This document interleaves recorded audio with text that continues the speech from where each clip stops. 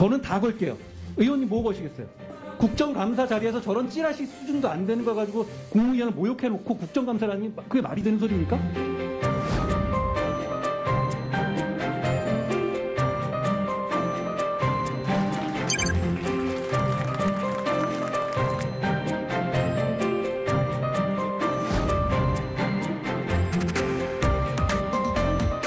어떻게 해야 국민의 사랑을 되찾을 수 있는지를 고민하겠습니다.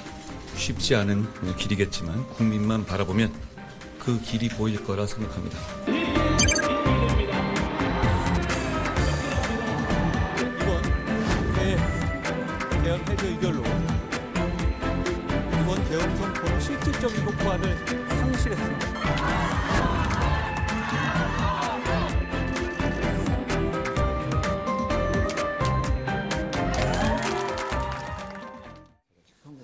네, 한동훈 전 국민의힘 대표가 정계를 떠난 지 2달 반여 만에 자신의 책과 함께 돌아왔습니다. 이 조기 대선 가능성이 제기되고 있는 상황에서 한동훈 전 대표 행보에 큰 관심이 모아지고 있죠. 그래서 저희 스튜디오에 직접 모셨습니다. 한 전 대표님 어서 오세요. 안녕하세요. 네, 뭐 제가 안녕하십니까? 가까이서 뵀던 게 지난해 7월인가요? 국민의힘 대표 경선 토론회 사회를 제가 봤었는데 잘 지내셨습니까? 아니 그 뒤로 한 7개월 만에 이제 가까이서 또 뵙는데 예. 7개월이라는 시간이 썩 긴 시간은 아닙니다만 그 사이에 이 대한민국에 정말 너무나 큰 일이 있었고 별일이 다 있었죠. 예, 특히 한동훈 전 대표의 인생에는 정말 큰 격변이 있었습니다. 예. 현재 정치 상황 어떻게 보고 계십니까? 44년 만에 계엄이 있었잖아요. 네. 저는 그 계엄을 발동할 당시에 여당의 대표였습니다. 이런 상황을 국민들께 겪게 해드려서 너무 죄송하게 생각합니다. 이런 일을 겪으시지 않았어야 했다라는 말씀을 드리고요. 죄송하다는 말씀을 거듭드리고 싶습니다. 자, 그때 이야기를 중심으로 해서 이 책을 내셨습니다. 예. 국민이 먼저입니다. 제가 오늘 한 권 가져왔는데 이 책이 아마 출간되기 전부터 베스트셀러로 예약이 돼 있었죠? 뭐 그렇게 예약 알고 계시죠? 판매가 됐던 네. 것 같습니다. 그리고 예. 뭐 교보문고에 이 책을 먼저 사시기 위해서 긴 줄이 생겼던 예. 그 사진을 제가 신문에서 본 예, 기억이 예. 있습니다. 어떻게 보면 한동훈 전 대표에 대한 국민들의 큰 관심인데 어떤 생각이 드시던가요? 작년 12월 25일경에 제가 혼자 진짜 간만에 좀 네. 쉬는 시간을 갖다가 제가 그러고 보니까 크리스마스 때 쉰 적이 거의 없더라고요. 근데 한 열흘 정도 지난 일인데 제가 12월 3일부터 한 10며칠까지 좀 굉장히 중요한 시기에 중요한 결정을 했던 일들이 좀 가물가물해지더라고요.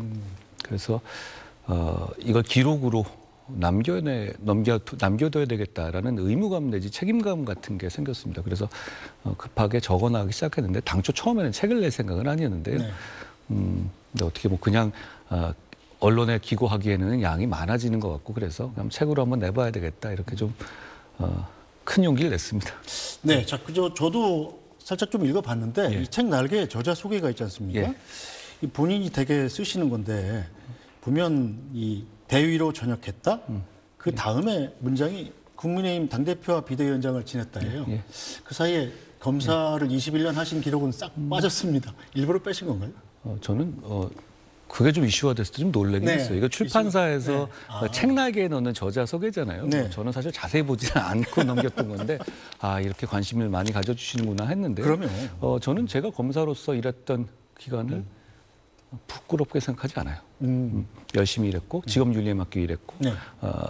뭐 소위 말하는 강강약약했다고 생각합니다. 물론 과오도 많았을 겁니다만 그게 저의 정의에 대한 뭐 의지가 부족해서가 아니라 뭐 능력이 부족했을 것이다라고 네. 생각하고 그렇게 말할 수 있어서 다행입니다. 그렇지만 또 제가 정치에 들어와서는 제가 정치인으로서 화합과 통합의 정신 그리고 경청의 정신을 발휘하려고 노력하고 있거든요. 뭐 그 점이 조금 더 국민들에게 설명드리고 말씀드리고 싶은 부분이기도 합니다. 그런데 특별히 일부러 뺀 건 아니었어요. 알겠습니다.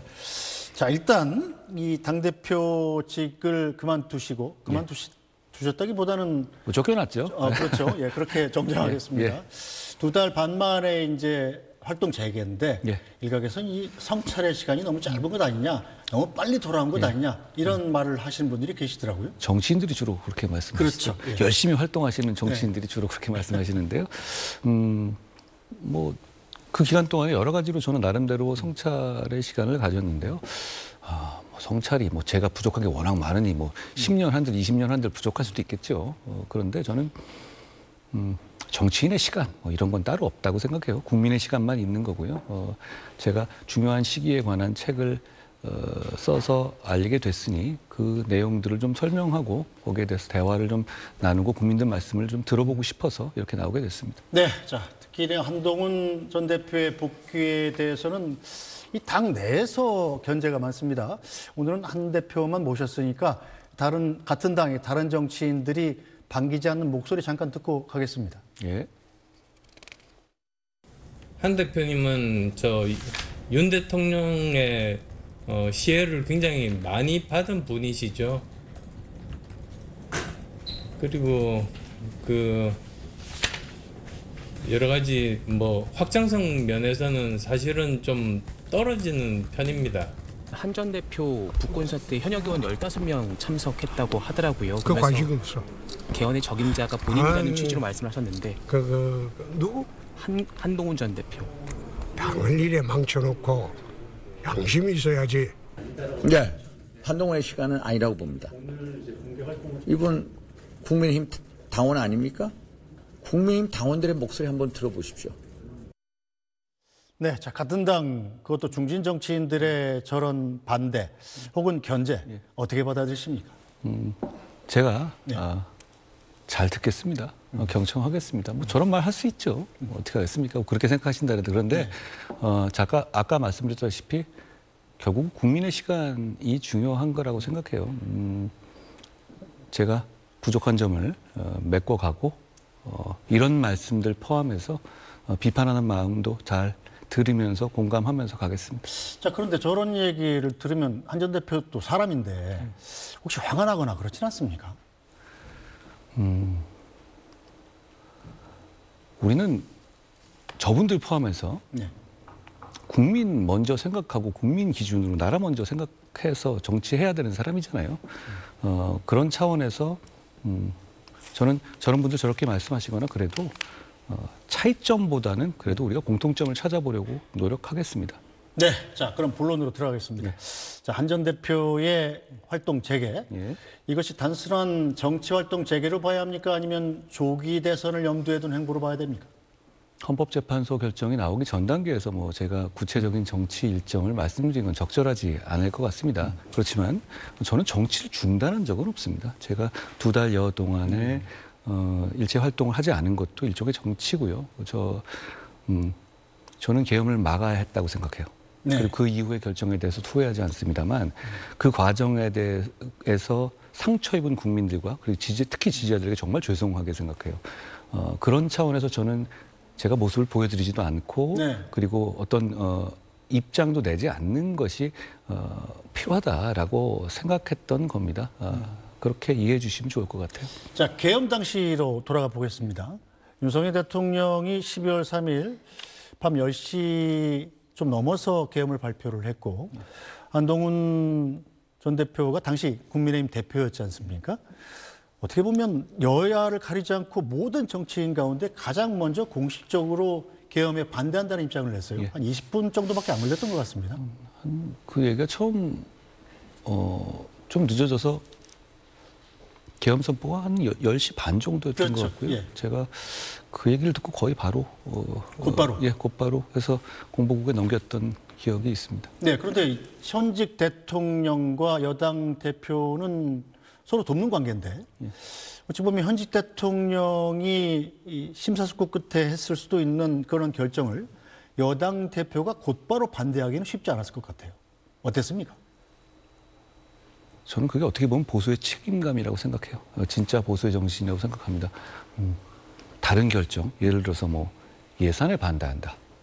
아니면 어떤 정책적인 문제, 이런 문제랑은 다르죠. 계엄이잖아요. 비상계엄이잖아요. 44년 만에 있었던.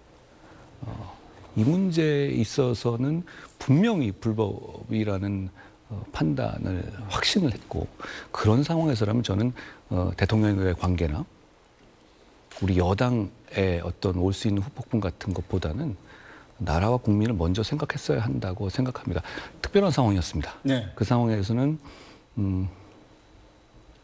저도 만감이 교차했습니다만 뭐 나라와 국민 위해서 그렇게 선택을 했어야만 했고 다시 돌아가도 그렇게 선택할 것 같습니다. 그런데 또 뭐 많은 자유민주주의를 신봉하는 대한민국 국민들이라면 저같이 행동했을 것 같은데요. 네. 네. 자, 당일날 밤에 그렇게 입장을 올리시고 이 한동훈 대표를 따르는 의원들을 끌고 국회 본회의장으로 가셨잖아요. 자, 그러면서 그 와중에 뭐 본인이 밝히신 걸로 제가 기억합니다만 이 여권의 핵심 인사한테 전화를 받아서 빨리 숨어라. 너는 오늘 잡히면 죽는다. 뭐 이런 경고를 받았다고 하신 게 맞죠? 뭐 그런 전화를 받긴 했는데 당시에는 솔직히 뭔 소리야 하고 그랬어요. 무슨 뭐 저를 왜 잡아 이런 생각 들기도 하고요. 이렇게까지 내가 국회에 가는 걸 방해하려고 하냐? 오히려 역으로 그런 생각이 들기도 했었습니다. 저는 근데 뭐 그 이후에 뭐 그게 어떤 거다 뭐 이런 식의 추측들이 많이 나왔는데 저는 제가 겪은 일을 넘어서는 것에 대해서까지 추측하지는 않겠습니다. 지금까지 드러난 것으로도 충분히 많은 것이 드러난 상황이어서 제가 그걸 더 추측하거나 그래서 혼란을 갖고 오고 싶은 생각은 없어요. 네. 그런데 여러 가지 증언들이 뭐 그런 한 대표의 얘기를 많이 보충을 해주고 있는데 그 당시에 이제 계엄 선포 며칠 지나서 이제 윤 대통령하고 같이 한덕수 총리하고 같이 가서 만났잖아요. 용산. 그때 여러 번 갔을 때 그때는 총리님은 같이 안 가셨고요. 네. 우리 중진 의원들하고 같이 갔었습니다. 같이 가서 윤 대통령한테 아니 왜 야당도 아니고 저를 체포하라고 하셨습니까? 라고 질문을 했다고 제가 전언을 들은 게 있습니다. 맞습니까? 뭐 정확하게 그런 취지는 아니었고 당시에 정치인 체포에 관한 얘기가 언론에 보도되고 있었고 그런 상황에서 어떤 상황이었는지를 대통령께 여쭤본 겁니다. 네, 대통령이 뭐라고 답하시던가요? 제가 책에 나와 있는 거 다시 한번 상세하게 반복은 안 하겠습니다만 뭐 그런 일이 없다고 말씀하셨고요. 뭐 그건 제가 그 대화 내용을 너무 상세하게 여기서 언급하는 건 그렇게 뭐 적절하진 않아 보입니다. 알겠습니다. 자, 지난해 12월 3일 밤으로 돌아갔습니다. 자, 비상계엄 선포 직후에 한동훈 당시 국민의힘 대표 가장 먼저 비상계엄은 불법이라고 선언했습니다. 그 모습 잠시 보고 가겠습니다. 오늘 대통령이 비상계엄을 선포했습니다. 요건에도 맞지 않은 위법한 위헌적인 비상계엄 선포입니다. 대한민국은 자유민주주의 국가입니다. 국민과 함께 자유민주주의를 지키겠습니다. 비상계엄을 반드시 막아내겠습니다. 국민께서는 안심해 주시기 바랍니다. 반드시 저희가 위헌적인 비상계엄을 막아낼 것입니다. 네, 자, 대통령의 비상계엄 선포에 대한 여당 대표의 입장 완전히 엇갈리는 입장인데 윤석열 대통령과는 사실은 그간의 인생에서 정말 뗄래야 뗄 수 없는 관계잖아요. 인간적으로는 어떤 생각이 드십니까, 윤 대통령에 대해서? 저 이런 상황이 그러니까 여기까지 오는 과정에 얼마나 제가 뭐 인간적으로 왜 괴롭지 않겠어요. 우리는 여러 가지 일들을 많이 겪었어요. 그리고 어려울 때 어려움을 같이 겪기도 했고 어려울 때 서로를 돕기도 했죠. 대통령께서 국정원 사건으로 좌천돼서 사람들이 다 안 만나줄 때 뭐 저랑은 또 만나서 남산을 주말마다 걷기도 했고요. 그리고 제가 사건 가지고 여러 가지 공격받고 이럴 때 대통령께서 나서서 방패가 돼주시기도 하고 서로 그런 신뢰의 좋은 기억들이 많이 있습니다. 그렇기 때문에 더더욱 인간적인 괴로움이 있어요. 그런데 저는 나란히라는 사람 아닙니까? 이 상황에서는 괴롭지만 그래도 국민을 먼저 생각하고 나라 먼저 생각할 수밖에 없었다라고 생각합니다. 그렇지만 그 과정에서 뭐 대단히 괴로웠습니다. 뭐 그건 지금도 마찬가지인데요. 그래도 뭐 돌아가도 똑같이 행동할 겁니다. 알겠습니다. 자, 다른 주제로 좀 넘어가 보죠. 자, 돌아온 한동훈 전 대표 본인이 원하든 원하지 않든 여권의 유력한 대선 후보 중에 한 분입니다.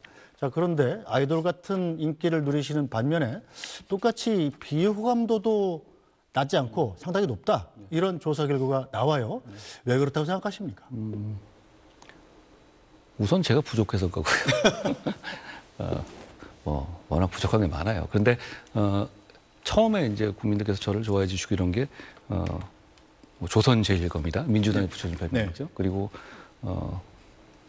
1대 180, 뭐 민주당과 제가 법무장관과 그러면 싸우는 과정들 이런 부분을 많이 좋아해 주셨던 것 같은데요. 네. 근데 정치란 게 참 오묘해서 장점이 또 단점이 되기도 하고 그렇더라고요. 그런 면에서 보면 또 어떻게 보면 저는 이런 생각은 있어요. 정치인으로서나 한 인간으로서 어떤 입장에 대해서 가급적이면 다른 사람들 헷갈리지 않게 애매하지 않게 선명한 입장을 보이려고 노력하는 편입니다. 네. 어차피 정치라는 게 뭐 자기 만족이 아니라 보시는 분들 국민이 주인인 거니까 국민이를 대리해서 일하는 사람이 어떤 입장을 가진지를 정확하게 아시는 거는 저는 좋다고 봅니다. 뭐 그 과정에서 손해도 많이 보죠. 사실 애매하게 나중에 하다가 어느 정도 딱 올라타는 게 편하기도 하잖아요. 근데 가급적이면 안 그러다 보니 근데 그게 어떻게 보면 저라는 정치인에 대한 예측 가능성이기도 한 것 같아요. 제가 어떤 상황이 처했을 때 어떻게 할 것이다라고 예측을 가능한 게 저는 국민들이 좋은 것 같아요. 예를 들어서 뭐 비슷한 계엄 상황이 생긴다? 그럼 국민들은 제가 어떻게 행동할지 뭐 1초도 고민하고 하지 않으실지 그게 좋든 싫든요. 저는 정치인은 그게 필요하다고 생각해요. 그런데 국민들 보시기에 그게 좀 뭐 너무 날카로운 것 아니야? 이렇게 생각하실 수도 있을 것 같아요. 사실 제가 고백하건데 제가 그냥 일상생활이나 개인적으로 남한테 싫은 소리 하는 거 되게 싫어하거든요. 그리고 되게 친절하고 싶어 하는 편이에요. 쉽게 말하면 제가 싸우는 거 되게 싫어합니다. 믿으실지 모르지만. 그런데 이게 공적인 일을 하는 거고 임무, 전 직업 윤리를 굉장히 중요하게 생각하거든요. 제가 정치인으로서, 법무장관으로서, 검사로서 일할 때 진짜 명분 있게 싸워야 할 상황이고 그리고 남들은 안 싸우지만 약자가 당하고 정의감이 훼손되는 상황이라면 저는 턱탕물 튀기더라도 제가 올라가서 싸워야 된다. 그런 직업 윤리를 좀 강하게 가지고 있어요. 그런데 그런 상황에서 제가 그런 모습을 많이 보여드렸던 것 같은데 근데 또 죄송한 말씀을 드릴 것이 그런 지적을 제가 감안해서 최대한 여러 가지로 제가 경청하고 부드럽게 하고 그렇게 노력하려고 합니다. 바뀌지 않았습니까? 그런데 정말 뭐 약자가 손해보고 정의가 침탈당하는 상황이 되면 저는 똑같이 나서서 싸울 거다라는 말씀도 드리고 싶어요. 네, 자 유력 대선 후보 중에 한 분이시니까 정책에게도 질문하겠습니다. 이 개헌 문제 요즘 정치권에 뜨겁지 않습니까? 얼마 전에 인터뷰에서 만약에 내가 대통령이 된다면 모두 가정이지만 3년 임기만 하고 개헌을 하겠다 이렇게 약속을 하셨더군요. 아직 유효합니까? 저는 87 체제가 위대한 체제였다고 생각해요. 선진국도 됐고 민주주의 됐잖아요. 그런데 바꿀 때가 됐어요. 계엄에 탄핵 30번에 원래 헌법에 계엄도 탄핵도 다 있었는데 안 해오던 거잖아요. 절제해온 게 중심이거든요. 그런데 조국 사태 이후로 그런 절제 정신이 무너졌어요. 저는 이대로 시대 교체가 아니라 선수 교체만 되면 더 잔인하고 힘든 세상이 될 거라고 생각해요. 반드시 바꿔야 된다고 생각하는데 그 전제가 그동안은 이런 얘기 없었나요? 바꿔야 한다는 얘기 있었죠. 그렇지만 이런 마음 때문에 안 됐던 것 같아요. 새로 어떤 중요한 임무를 맡고자 하는 사람이 뭐 대통령이 되고자 하는 사람이 나까지만 하고 다음부터 나까지만 다 채우고 다음부터 이런 것 때문에 안 되었다고 생각합니다. 그런데 지금은 국민들에게 또 이런 일을 겪게 해드릴 수는 없잖아요. 그렇기 때문에 그 실현 가능성, 개헌의 실현 가능성은 새로 대통령이 되고자 하는 사람이 나는 여기까지 임기 단축하겠어. 라는 약속이 필요하다고 생각해요. 이게 그냥 희생을 보여주기 위한 차원의 문제가 아니라 저는 4년 중임제를 얘기하고 있고 상하 양원제를 얘기하고 있습니다. 그리고 상하 양원제에서 상원에 있어서의 중대선거구제를 얘기하고 있어요. 그런데 지금 이렇게 전투적으로 적대적 공생 관계를 끝내기 위해서는 저는 대통령의 임기와 의원의 임기를 시종을 맞춰야 한다고 생각합니다. 그러기 위해서는 지금 엇갈린 걸 맞추기 위해서는 방법은 뭡니까? 의원 보고 중간에 다 내려오라고 하고 국회에서 할 수는 없잖아요. 결국은 대통령이 되겠다는 사람이 다음 총선 전까지만 하겠다라고 약속하고 이 87 체제를 문을 닫는 역할을 해야 된다고 생각해요. 대부분 그러니까 아까랑 비슷한 얘기입니다만 새 시대의 주인공이 되겠다는 욕심 때문에 저는 잘 이런 문제가 해결되지 않았다고 생각합니다. 저는 이번에 대통령이 되는 사람은 만약에 네. 헌법재판 조기 대선이 이루어진다면 헌 시대를 마무리하는 역할만 하겠다라는 각오가 필요하지 않을까. 그게 있다면 이루어질 거라고 생각합니다. 그리고 일각에서도 이렇게 얘기하잖아요. 왜 이게 이 제의가 개헌 가능성을 높이냐면 뭐 이재명 대표가 반대하면 네. 끝 아니야? 이렇게 하죠. 그렇죠. 그분이 되면 5년 채우겠죠. 그분은 범죄에서 피하고 싶을 테니까요. 그렇지만 만약에 3년을 약속한 사람이 반대편이 된다면 네. 그분도 동의하실걸요? 3년 뒤에 새로운 선거가 있는데 그걸 마다하시겠습니까? 결국은 이 3년의 제한이라는 게 그냥 뭐 멋부리는 게 아니라 결국은 87체제를 정말로 종식하고 새로운 시대로 나아갈 수 있는 마중물이 될 수 있는 어떤 중요한 계기라고 저는 생각해요. 네, 알겠습니다. 정책 관련해서 가상화폐와 관련해서 이 규제 완화 필요성을 요즘에 다시 강조하시더군요. 자, 그런데 가상화폐라는 것이 우리 젊은이들도 투자를 많이 해서 규제를 뭐 풀어주면 좋겠다 이런 생각들은 많이 하십니다만 그만큼 위험한 자산이기도 하지 않습니까? 오히려 더 규제가 필요할 수도 있는 거 아닌가요? 가상화폐에는 위험한 줄 알고 투자하는 겁니다. 본질이 좀 다른 거죠. 다른 자산하고는 좀 차이가 있는 것이 너무 잘 아시겠지만 가상화폐는 중앙에서 통제하는 기관이 없다는 아주 네. 본질적인 차이가 있어요. 그런데 말씀하신 그런 문제점도 있습니다. 뭐 꼭 비트코인 같이 안정적인 코인이 아니라 알트코인도 있고 김치코인도 있고 이러잖아요. 문제점이 많은데 투자하는 분들이 그거를 감수하고 가는다는 차이가 있는 것이고 또 하나는 이걸 안 하고 싶다고 안 할 수 있는 게 아니라는 겁니다. 지금 벌써 트럼프 행정부는 이 달러 스테이플 코인을 국채랑 연결해서 네. 국채의 수요를 늘리는 방안으로까지 지금 공공연히 얘기를 하고 있습니다. 그러면 지금 시대가 변하고 있고 우리는 이 디지털 리터런시 그러니까 디지털 문해력이 너무너무 높은 나라예요. 대단한 강점이죠. 이런 나라에서는 규제를 완화해서 이 크립토커런시에 관한 어떤 중심국이 될 수 있는 기반을 마련해야 돼요. 앵커님 말씀하신 것처럼 투자자 보호 중요합니다. 작년 7월부터 투자자 보호에 대한 가상화폐 투자자 보호에 대한 기본법이 일단 시행되고 있습니다.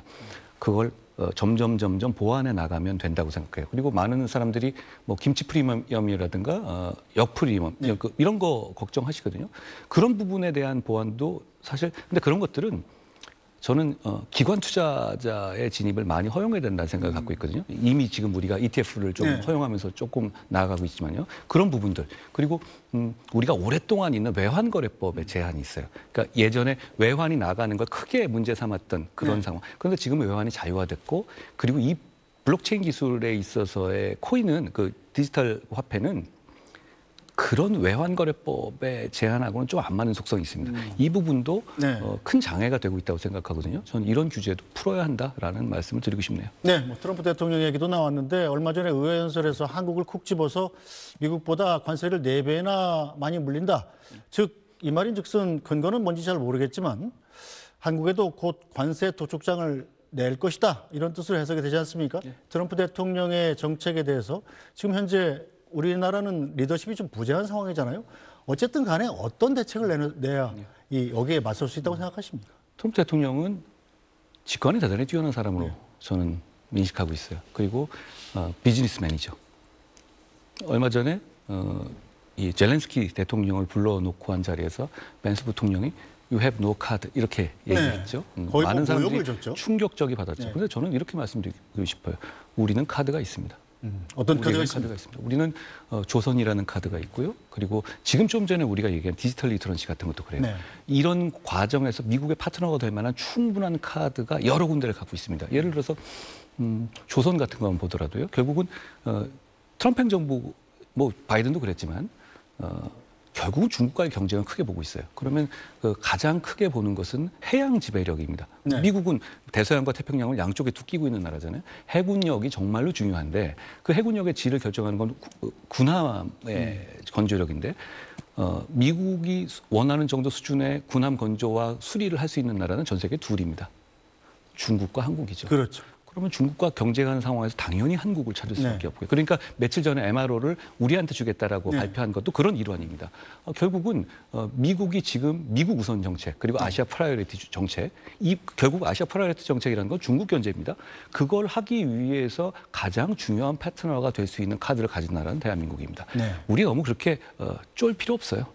그리고 지금 상황에서 이제 관세 말씀하신 부분도 어떻게 보면 좀 아이러니하긴 합니다만 트럼프 대통령 취임 이후에 몇몇 나라들을 본보기로 탁탁탁탁 공격하면서 찝기 시작했죠. 특히 우방이었어요. 예.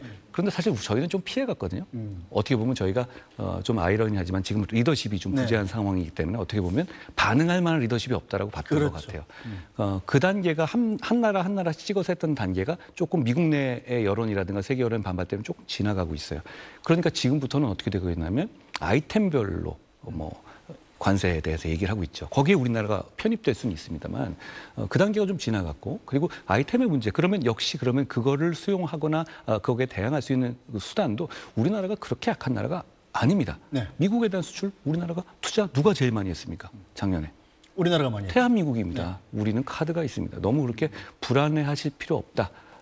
우리가 지금의 이 어려움을 잘 겪고 나갔을 때 우리는 충분히 밀어나갈 수 있다. 저는 이 말씀을 드리고 싶어요. 알겠습니다. 시간이 얼마 안 남아서 자 정치인 한동훈의 미래 비전을 간략히 설명하실 시간을 1분만 드리겠습니다. 저는 시대를 바꿔야 된다고 생각해요. 그 이유는 하나입니다. 이런 일을 또 겪을 수는 없잖아요.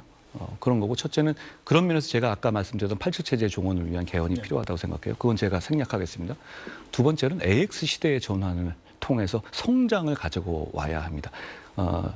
지금 모든 우리의 문제는 성장의 정체에서 비롯됩니다. 근데 성장 정체라는 게 우리 정도 되는 선진국에서는 불가피한 거예요. 그런데 과거와 같은 드라마틱한 성장을 할 수 있는 기회가 왔습니다. 그게 AI 트랜스포메이션입니다.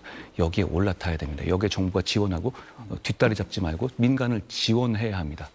그래서 거기서 나온 과실로서 저는 그 성장의 과실로서 약자뿐 아니라 우리 모두가 잘 사는 복지로 나아가야 한다고 생각합니다.